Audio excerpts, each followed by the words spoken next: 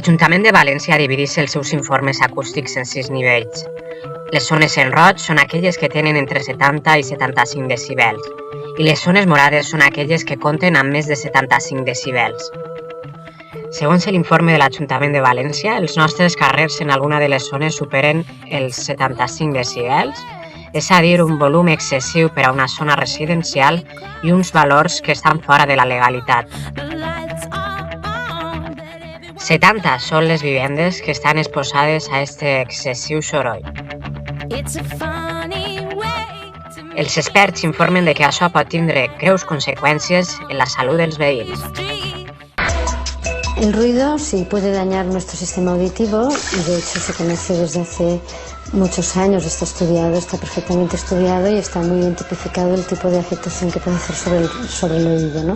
De manera que lo que hace es que la persona tiene cada vez menos capacidad para poder oír, ¿no? Y por tanto necesita niveles más altos de sonido para poder oír lo mismo que oía antes, ¿no? El nivel que se considera a partir del cual puede haber un riesgo, como muy reconocido, es a partir de 80 decibelios A, ¿no? Aunque hay autores que dicen que a partir de 75 decibelios ya puede haber un riesgo de afectación del oído. La exposición continuada a estos niveles de ruido, que quizás no son muy elevados, pueden llegar a producir una afectación crónica y una afectación cada vez más importante en el oído, ¿no? Hay una evidencia ya muy sólida en que la exposición crónica al ruido puede producir efectos cardiovasculares, de hipertensión, de infartos, de manera que se observa, hay estudios que observan que a mayor exposición, sobre todo cuando no es protegida, y a mayor tiempo de exposición y mayor nivel de exposición al ruido, pues incrementa el riesgo de tener un infarto, ¿no? Otros efectos es el estrés es muy importante.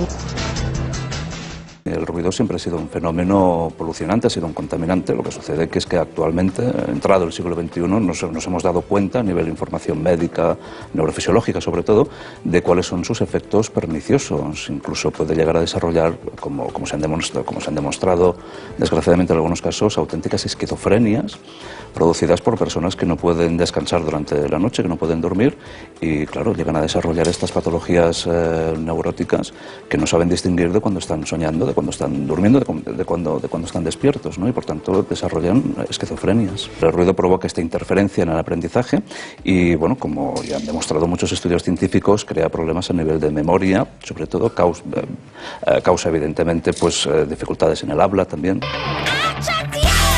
Des de Sos Massarrotxos demanem a les institucions que prenguen alguna mesura al respecte. No volem que aquest problema seguisca influenciant greument la nostra salut.